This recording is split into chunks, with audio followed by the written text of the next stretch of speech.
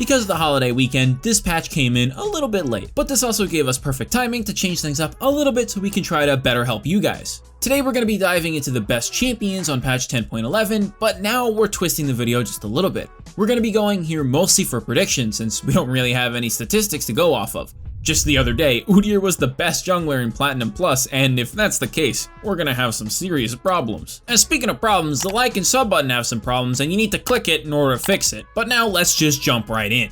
The mid lane here is actually really easy to figure out who's gonna be doing well as the patch goes on, because some people are just standing out across all elos. Annie is the first champion that I'm going to highlight here, and seriously, you guys need to be converted to the Church of Annie because this champion is ridiculous right now. Her recent buffs had her smashing last patch, and this patch is no different. The runes here are a little up in the air, but what most people seem to be taking and doing really well with is Electrocute with Taste of Blood, Eyeball Collection, Relentless Hunter, Magical Footwear, and Time Warp Tonic. Being a fiery champion, taking Flash Ignite is just natural, however you might also consider Teleport if you know that you just can't kill your enemy laner no matter what. Oh yeah, and don't forget your minor runes, attack speed adaptive and either armor or MR depending on the matchup. Annie has a really big attack range, and making use of that attack speed is really important to making sure that your lane is as strong as possible. The other rune setup that we mentioned earlier is a comet based one, but we'll definitely talk about that once we get to the tier list video later on in the patch and see which one is actually doing better than the other. The build on Annie has also changed because of the amount of strength that was put into Annie's Tibbers.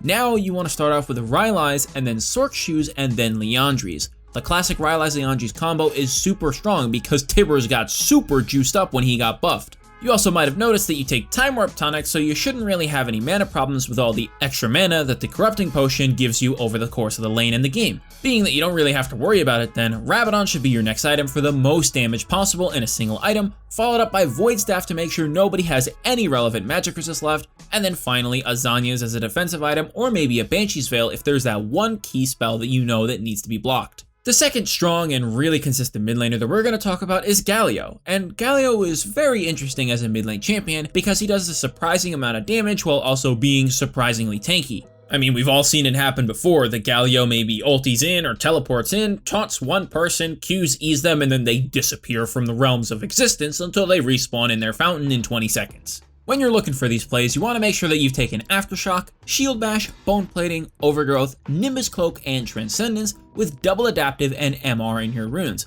Most of the time you're picking Galio into an AP matchup, but if you are into an AD matchup, don't forget to swap that for armor.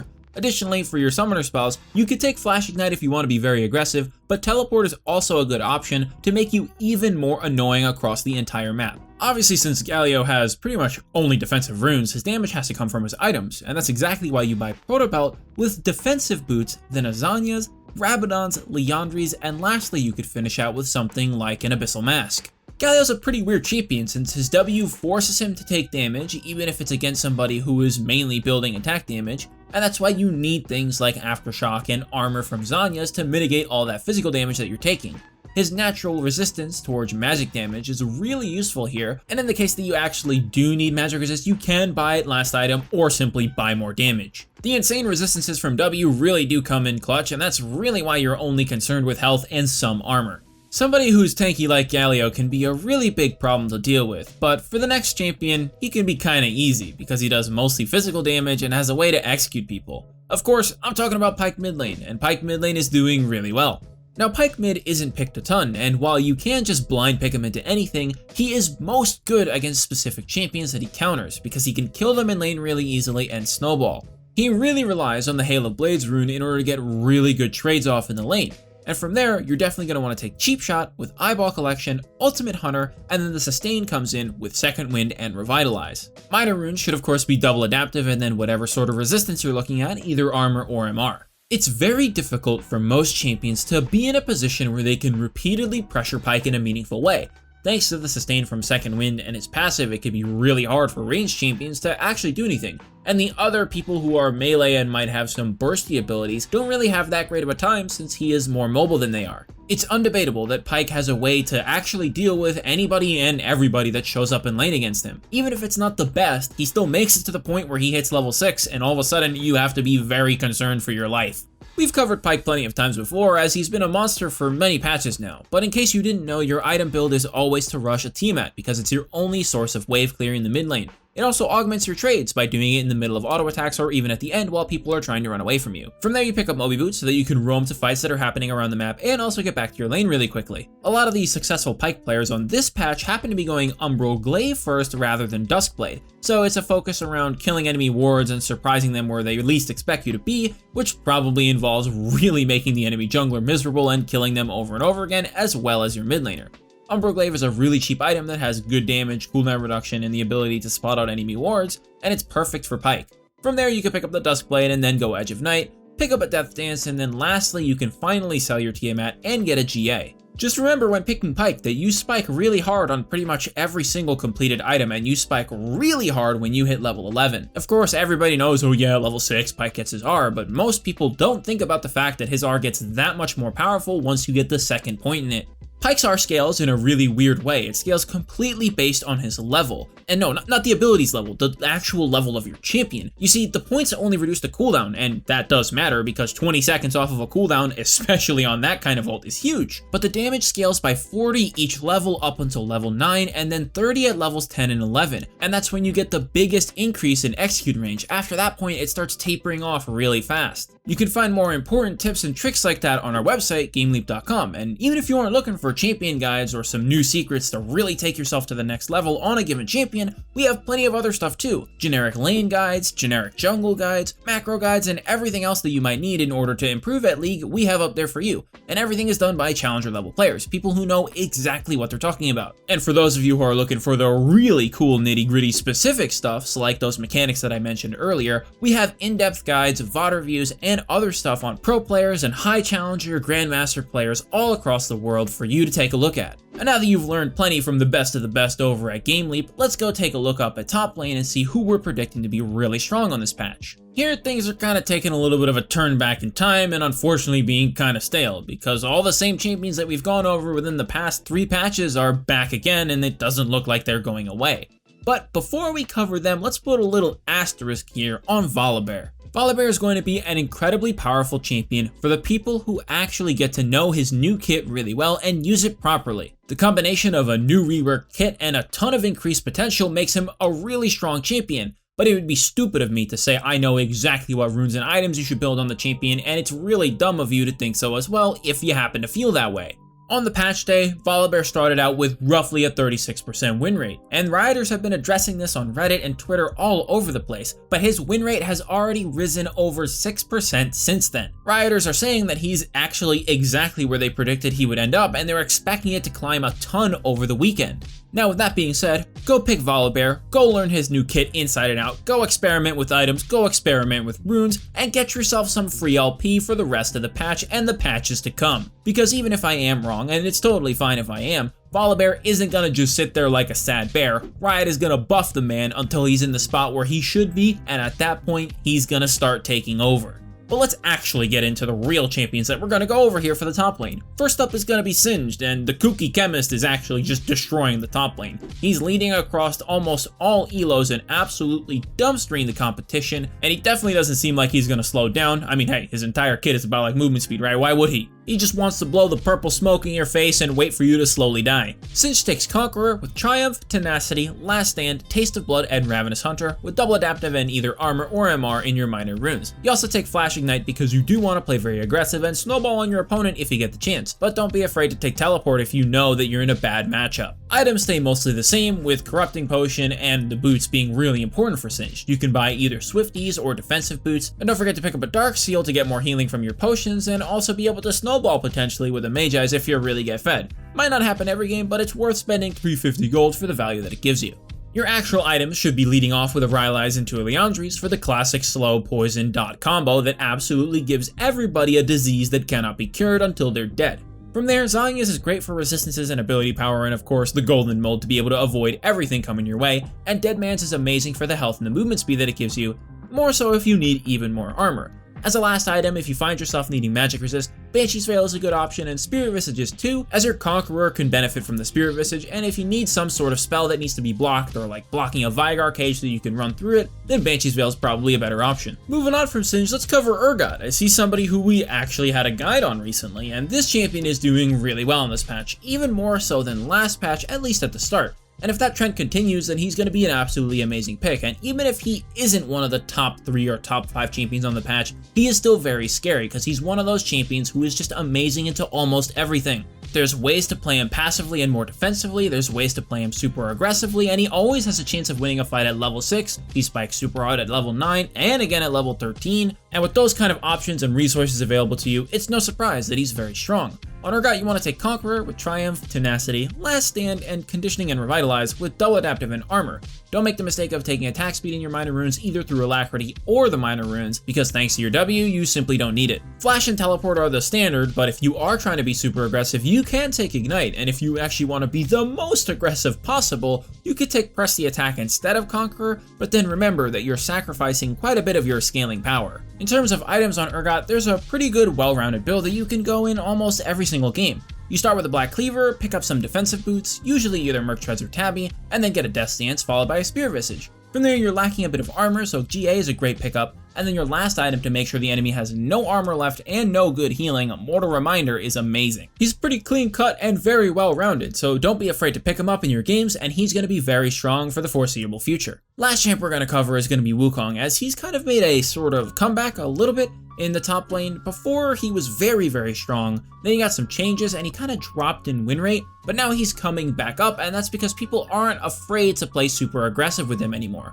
Wukong is actually very strong at level 1, and that's why a lot of people are taking Flash Ignite on him and going very aggressive in with Conqueror, Triumph, Alacrity, Last Stand, Magical Footwear, and Biscuit, with attack speed, adaptive, and armor in your minor runes. The inspiration tree in particular shows that these players who are taking this rune set and doing really well with it are completely planning on not having to spend any gold on boots and are going all in for damage. They want as many free stats as they can get, and taking the boots and the biscuits for health, mana, and movement speed is exactly what they want. Ideally, you start your E level 1 and get a really good trade-off and maybe even kill them at level 1 with your Ignite. But if not, you could still easily scale and get super strong by going for Blade of the Ruined King followed by defensive boots, then going a Cleaver to shred even more armor, getting a Death Stance for survivability and even more lifesteal, then getting a Sterix for burst resistance and tenacity, and finally a GA for even more armor, a second life, which is very important considering that Wukong has stealth and mobility, and of course more damage. It seems like Wukong just needed a sort of shift in playstyle in order for him to actually start coming back up towards the top again, and we'll have to see if that carries him throughout the patch. But for now, it's time to move on to the Bush Boys. Now this patch is really weird for the jungle because Fiddlesticks got buffed when he absolutely did not need it, so let's start with him. On Fiddlesticks you want to take Electrocute with Cheap Shot, Eyeball Collection, Ultimate Hunter, Presence of Mind, and Coup de Grace with double adaptive and armor. This is what some of the best Fiddlestickses across the world are taking. Many people seem to like Celerity, but these runes have a better performance overall. We'll be able to definitively find out which runes are the best by the time we finally get to put together our tier list after all this patch of statistics actually get out there, but the build definitely seems to have quite a bit of merit to it. People also definitely started settling on Electrocute as we could barely find people who were taking Predator, so that definitely seems to be the go-to choice now. As far as the items go, things are actually pretty simple. They haven't changed around too much. You're still going to want to get that Stalking Runic Echoes for your first item, Stork Shoes as a follow-up, and then Zanya's third to make sure that you have that golden mode for when you ulti and you get really in the enemy team. After that, Rabadon's is the best item for the most damage that you could possibly get, and if you need it, you can get a Banshee's Veil before you get a Void Staff. Otherwise, pick up the Void Staff first, but the Banshee's Veil is actually really good for blocking certain abilities that might stop Fiddle when he's casting an ultimate, that might stop him when he's doing a drain, trying to throw a really important E out. You get the idea, it's actually a very good item on him. While Fiddlesticks is mostly straightforward, Trundle is no different, and he's going to be another champion that we're going over here for the Bush Boys. As you see, Trundle's been very consistent across several patches now, and right now it's no different. He is actually the other champion who is consistent across almost all elos and consistently top 3. The change is that people are really loving the Trundle build that we went over recently that takes Phase Rush. You want to take Nimbus Cloak along with that, and Celerity and Water Walking, with Triumph and Tenacity for your secondary runes, and Attack Speed, Adaptive, and Armor in your minor runes. Flash and Smite are of course standard, and this build that we're going to go over is also something that we've covered before and on our website recently actually. Cinder Hulk with defensive boots followed up with a Frozen Heart, then you go for a Spear Visage, Titanic Hydra, and a final defensive item, let's say a Thorn Mail to make sure that the enemy can't heal, or if you need more magic resist, maybe you go an Adaptive Helm. The whole point of the phase rush build is to be able to get really nice and cozy with the enemy front line, rub up against them a little bit, maybe use your ultimate, and then kite away to make sure you aren't taking too much damage from the enemy backline carries. This is really important when you're going up against something like, say, a Kog'Maw plus a Lulu, who can absolutely shred any tank no matter what their build is once the late game actually gets hit. If the enemy has a Cho'Gath and he manages to make you stand in place even for just 2 or maybe even 3 seconds, that might be enough to kill you. But with phase rush, that's no longer an option. Now the last Bush Boy we're going to cover here is going to be Kayn, because he's looking really good, but this is where the sort of simplicity stops, because Kayn has 2 different modes, as most of you know. He has Rost, which is red Kayn, and Shadow Assassin Kayn, which is the blue Kayn. And right now, both of them are very, very good. You need to be able to play both to make sure that you're playing Kayn to his maximum potential. So we're going to be doing sort of 2 builds at once here, so let's just jump right into it, guys. For Rost on runes, you're going to want to take Conqueror, Triumph, Tenacity, Last Stand, Sudden Impact, and Ravenous Hunter, with attack speed, adaptive, and armor in your minor runes. Flash Smite is standard on both the Rost and Shadow Assassin variants, but for Shadow Assassin, you're looking at Dark Harvest, Sudden Impact, Eyeball Collection, Relentless Hunter, Nimbus Cloak, and Water Walking, with again attack speed, adaptive, and armor. To give you a brief idea of what both types of Kayn do, Rost is an incredible frontliner in the later stages of the game and the mid game because he has great damage that does percentage max health damage, and he heals from all of his damage dealt to champions. This makes him excellent into tanky champions and people who build health, while also making it very hard for people to kill him, especially when combined with his R, as his R will heal him as well. Being mobile, having CC, having great healing, and having great damage makes him a formidable person to fight against. On the other hand, Shadow Assassin is an incredible, well, assassin, it's in the name. You build a ton of lethality and do a lot of damage. Your burst is insane, and you're still really hard to catch because your E gives you slow immunity, you have amazing range on your W, and of course your Q allows you to dash around. People also severely underestimate the amount of damage that Shadow Assassin Kayn's R does, and you'll easily be able to kill some people before they even use summoner spells sometimes. For the builds though, let's get into Rost first. Rost build takes Warrior with defensive boots, Black Cleaver, Death Dance, Spear of Visage, and GA as a blanket build that works against almost everything. But sometimes you might want to get a Sterix instead of, say, a GA or instead of a Death Dance. Shadow Assassin Kayn, on the other hand, almost always takes Blue Smite Warriors, while the Red Kayn can get away with either one depending on the game. From there, you pick up Moby Boots, followed by Yumu's, then Edge of Night, then Duskblade, and last item, a Death Dance. Whew, alright, that was quite a bit. That's like covering 2 champions at once, but hopefully it was pretty clear, and hopefully you get to take advantage of Kayn. He's got a lot of potential right now, and if you master him, you're going to be doing amazing, and he's already very solid on the patch. And now that we've covered our 3 junglers, let's start talking about our 3 bot laners. And before we get into those, we've got a quick shout out here to the mage bot laners. See, mage bot lanes are very strong. The problem is that we're doing a video early on in the patch and we're trying to predict things. And if I go and take a look at statistics, I see mage bot laners having win rates all over the place because there's like less than 3,000 games played. And when you're at that point,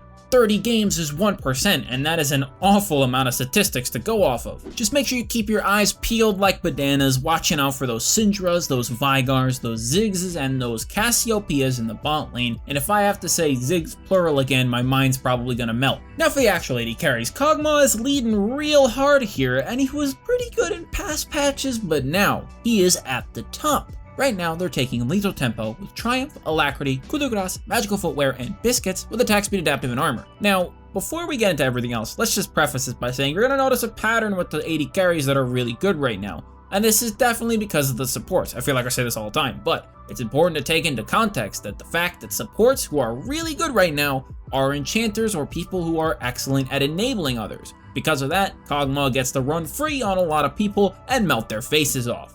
Flash and heal are common on AD carries, but we do see a lot of high elo players taking exhaust on AD carries, and it might be worth it for you to try it out if you notice that there's people on the enemy team who are trying to dive you and kill you really quickly. Exhaust can completely shut them down.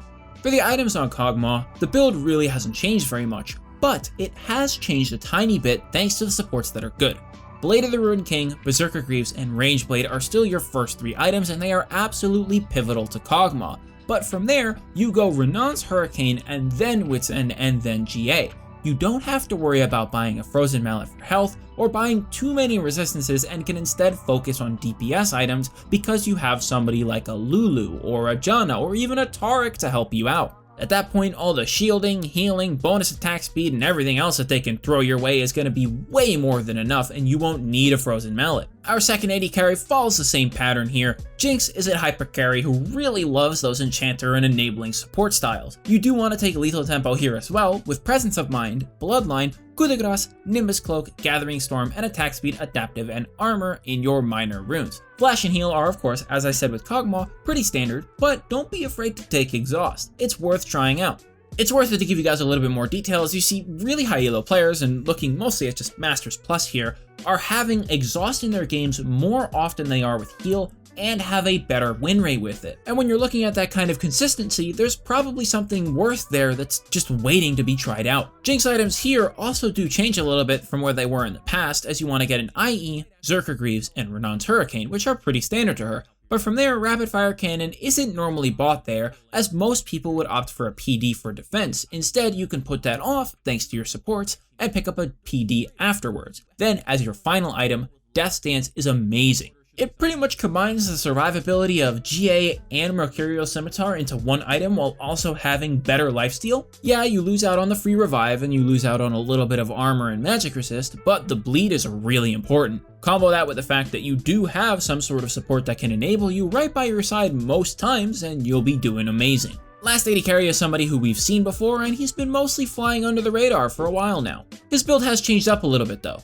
Fleet Footwork is your main go-to rune here, with Presence of Mind, Bloodline, Cut Down, Nimbus Cloak, and Gathering Storm in your runes, and Adaptive, and Armor in your minor runes. Remember, Jhin doesn't need the attack speed there. Flash and Heal again, and of course, don't forget about that Exhaust potential. While we're here and have mentioned Cut Down, let's talk about what it does and why it's actually good on many AD carries, especially now, and could be good options on the other AD carries that we mentioned. Since AD carries rarely ever buy any item that actually gives them health, Cut Down can be a really free way to get extra damage at all points in the game. And the rune also scales really well, so in the late game you're doing even more damage than something like Last Stand or Coup de Grace could do for you. Because of that, on champions like this who scale really hard and like to play that sort of hyper carry style, it's very good. Jhin's item build has also changed a little bit here, as players used to go Stormrazor first item, but it seems like everybody is now performing better with an IE Rush. After that, you grab your Swifty Boots, of course, and then a Rapid Fire Cannon, and then a Stormrazor. After that, you can pick up a Phantom Dancer for more defensive capability, and lastly, a GA, because Jhin usually does need a little bit more than most other AD carries, given that he can't DPS people down super hard and have amazing lifesteal. But now that we've wrapped up AD carries, the only place left to go is for us to start talking about the supports, and we already kinda hinted about them earlier, and really these supports are the exact same ones that we saw last patch with just one kinda newcomer. Let's just roll right through them, as I'm sure you guys are familiar, but just in case you're missing out on a rune or an item build, you can get them here. Taric is one of the best supports across all elos. He is very solid, he's an amazing frontliner, he has CC, he has healing, he has shielding, he has invulnerability, he has a lot that you could want. He also even has the potential to do quite a bit of damage, and because of that, he's amazing in the support position, and he can actually afford to play aggressively, which is why most players take Guardian, Shield Bash, Bone Plating, Revitalize, Presence of Mind, and Tenacity, with CDR and double defensive runes in their minor runes. Flash Ignite for that aggression that I mentioned, as Taric support usually makes those really cool Ethan flash plays and all-ins people early on. You might be a little bit confused when I said aggression and then proceeded to list off runes from the Resolve tree, but really, Guardian gives you movement speed and a shield, which absolutely helps you fight, no matter who you're up against. And Taric, considering that he has a very important skill shot in his E, probably uses that movement speed very well. Oh yeah, and if your AD carries dead, I mean, you don't really have as much damage as you would like, and Guardian shields you both, so that's a double win right there. For the items on Taric, you want to start with a Relic Shield and then grab Defensive Boots, followed with a Zeke's, and then a Redemption, and then a Knight's Vow, and last item, you have a ton of options, but Mikael's is actually really good, as you can save allies by freeing them from the clutches of CC and buying enough time for your ultimate to come down and save them. Next champion is somebody who actually got nerfed on the patch, but it's air quotes nerf. It was more like a light interruption of the breeze that Janna just absolutely sneezes over everybody. Janna right now takes Comet with Mana Flow, Celerity, Scorch, Taste of Blood, and Relentless Hunter, with double adaptive and armor in your minor runes, and since she can actually be pretty aggressive, she takes Flash Ignite usually. If you happen to notice that the people that you're fighting against have pretty good mobility and therefore kind of nullify the fact that your Comet normally doesn't miss, you're better off going Airy instead. The items here on Janna though have changed just a tiny bit, but small changes can mean a big difference. Right now, Janna supports are taking Relic Shield more often than they're taking Spell Thieves. That's because they value the health and other stats that it gives way more than what Spell Thieves offers. It's also more consistent in terms of what time you get your wards, because minions are a fixed thing that you can actually execute for your teammate. You're not always guaranteed to be able to interact with your opponent and throw out those Spell Thief stacks that you need in order to actually get your wards out. From there, you either pick up Moby Boots, Lucidity Boots, or Swifty Boots depending on what you need. Lucidity's giving you good cooldown reduction, Swifty's giving you more mobility, and Moby Boots of course giving you the most roam potential and mobility in the game. From there though, assuming that you didn't pick up Lucidity Boots, you would want to go Athene's, and then Ardent, and then Redemption, and then finally Shirelia's. This gives you 40% cooldown reduction. But if you do pick up Lucidity Boots, you can instead go a little bit more defensive along the way, picking up something like a Locket to give you more resistances, and the abilities to survive more damage, assuming that you do actually have those Lucidity Boots. Last on the list here is sort of our newcomer, but we have covered her in the previous patch, or well, the patch before the previous patch actually.